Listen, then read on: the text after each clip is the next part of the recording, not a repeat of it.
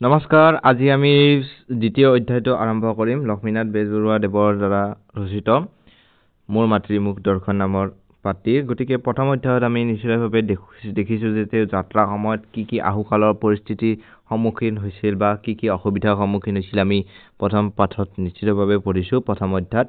তো দ্বিতীয় অধ্যায়ত আমি চাম 21 ছেপ্টেম্বৰ তাৰিখে শিয়ালদহ ষ্টেচন এৰি 22 তাৰিখে গুৱাহাটী পালোগৈ।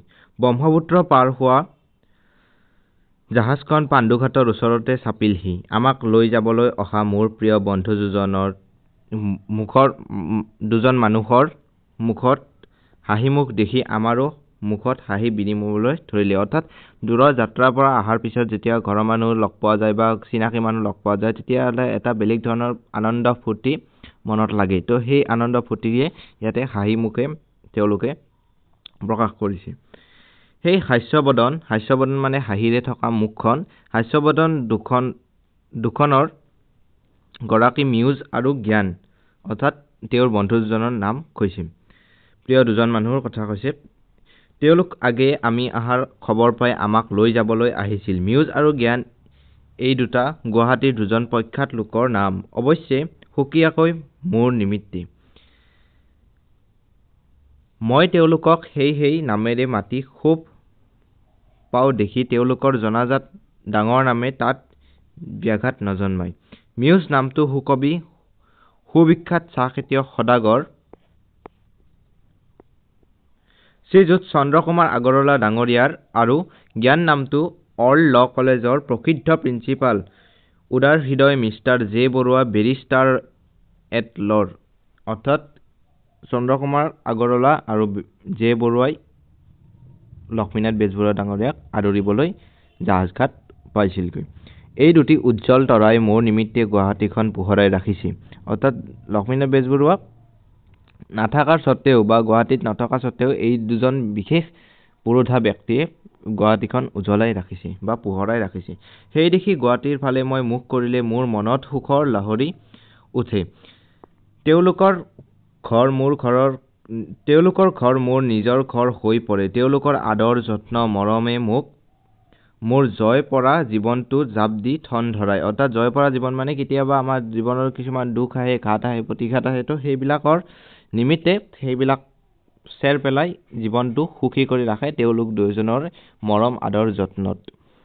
আৰু অনেক কাৰণত গুৱাহাটীক মোৰ ভাল লাগে। তাৰে গোটা দিয়ে হৈছে প্ৰাকৃতিক সৌন্দৰ্য, ঐতিহাসিক উৎকৰ্ষ, প্ৰাচীন জ্ঞান, গৌৰৱ, গৰিমা, অসমীয়াৰ জীৱন বেদৰ পাঠ, এইবোৰে প্ৰথমে গুৱাহাটীতে মুকলি কৰি দেখুৱায়। কালৰ পীড়নত আজি অসম জীৰ্ণ শীৰ্ণ দীৰ্ণ, তথাপি গুৱাহাটীৰ বুকুত সেইবোৰ অবিলুপ্ত। অসম যাত্ৰী বিদেশীয়ে অসমীয়াৰ ঢকুৱাৰ বেৰ গুৱাহাটীত নেদেখে, বৰং যিমানে চকু মেলে সিমানেই বৰচুৰীয়াৰ ফেৰ দেখিবলৈ পাব। ব্ৰহ্মপুত্ৰৰ মাজৰ উমানন্দ পাৰৰ কামাখ্যা, অশ্বক্লান্ত আজি অলেখ অতুলনীয় প্ৰাকৃতিক সৌন্দৰ্যই সেই বিদেশীৰ চকুত জক লগাব। তীৰ্থযাত্ৰীৰ প্ৰাণৰ তীৰ্থস্পৃহা গুৱাহাটীয়ে পলুৱাব। তীৰ্থস্পৃহা মানে তীৰ্থৰ প্ৰতি যিটো আমাৰ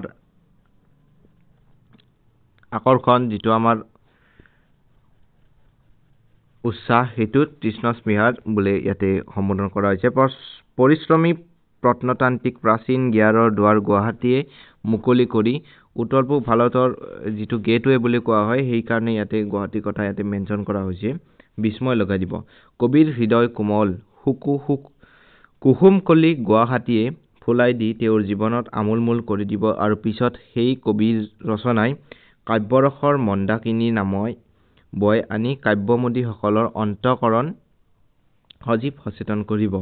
তত্ত্ব আৰু তথ্যাত্মো সন্ধিচূৰ আগৰ বৰভলাৰৰ বৰদোৱাল মেলি দি অক্ষয় ৰত্নৰাজি প্ৰকাশ কৰি দিব গুৱাহাটীয়ে। এনেকুৱা গুৱাহাটীয়ে অসমৰ আন সকলোবোৰ জিলাতকৈ এই লেখকৰ মনত বেছি প্ৰভাৱ বিস্তাৰ কৰিব। তাত আশ্চৰ্য কি? অৰ্থাৎ গুৱাহাটীৰ যিখিনি বৈশিষ্ট্য বা যিখিনি আমাৰ প্ৰাকৃতিক সৌন্দৰ্য বা বাকী যিখিনি কাৰিকৰী দিশত উন্নতি আদি আটাইখিনি কথাই ইয়াতে সামৰি লোৱাই ইয়াতে গুৱাহাটীৰে এক প্ৰকাৰে প্ৰশংসা কৰা হৈছে। সম্বলপুৰতে মোৰ গাত ঘুঘুয়া জ্বৰে বাহ লৈছিল। ঘুঘুয়া জ্বৰে মানে মাইল্ড মানে হৈছে অলপ যে জ্বৰ আমি লাগি থাকে বা গা গৰম হৈ আহে, তো সেই ধৰণৰ কথা এইটো কৈছে। ডাক্তৰৰ দ্বাৰা তাত নামাকৰণ হৈছিল মেলেৰিয়া। সকলোৱে জানে যে এই লেখক বেজবৰুৱাৰ ঘৰৰ ল'ৰা। এইটো অলপ চাই লওঁ মই এফালে। বেজবৰুৱাৰ ঘৰৰ ল'ৰা। মই মোৰ ল'ৰাবেলাত আশা কৰোঁ পাঠকলে নাহাঁহিব। ল'ৰা শব্দটো মানে এইখিনিতে কি সেইটো কোৱাই বাহুল্য। অৰ্থাৎ লেখকৰ পিতৃদেৱতা ৰাজঘৰীয়া বেজ আছিল। আয়ুৰ্বেদ শাস্ত্ৰত যে তেওঁৰ জ্ঞান সুপৰিপক্ক আছিল, এই কথা আগৰ পৰাই অসমীয়াই জানে।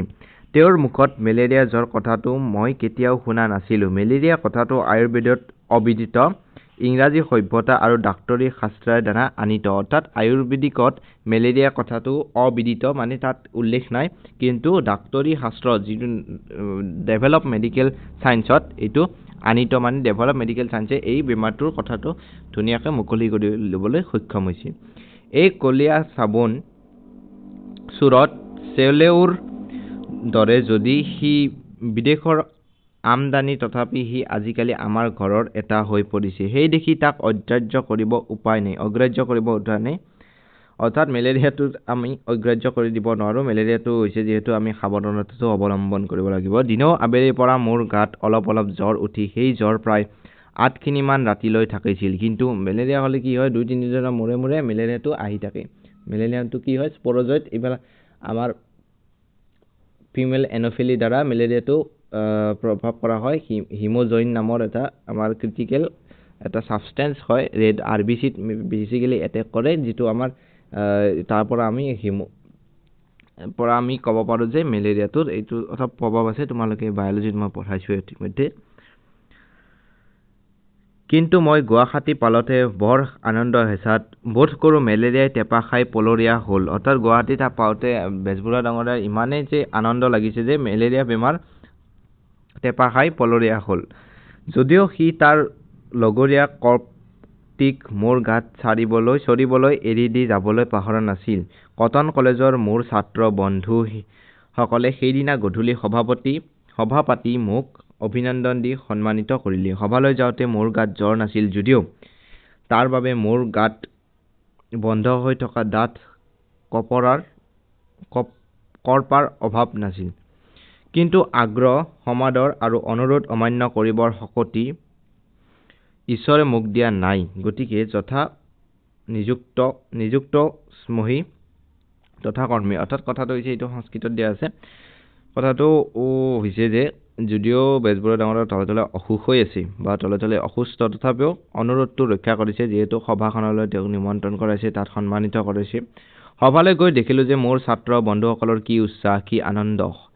মই সামাজিকতো ভবা নাছিলোঁ যে এওঁলোকৰ হৃদয়ত এছোৱা এই অকামিলা এলাবাদু লেখক কেনেকৈ এইদৰে অধিকাৰ কৰিছে। অৰ্থাৎ লগৰীয়াসকলৰ বা বন্ধুসকলৰ উৎসাহতে জ্যোতিপ্ৰসাদ আমাৰ বেজবৰুৱা ডাঙৰীয়াই ইমানেই আনন্দ পাইছে যে তেওঁ ভবাই নাছিল যে তেওঁৰ বাবেও কোনোবাই যে এনেকৈ ভাবিব, তেওঁৰ বাবেও ইয়াত এচুকত তেওঁৰ কথা স্মৃতি হিচাপে ৰাখি থ'ব, এইখিনি কথা কৈছে।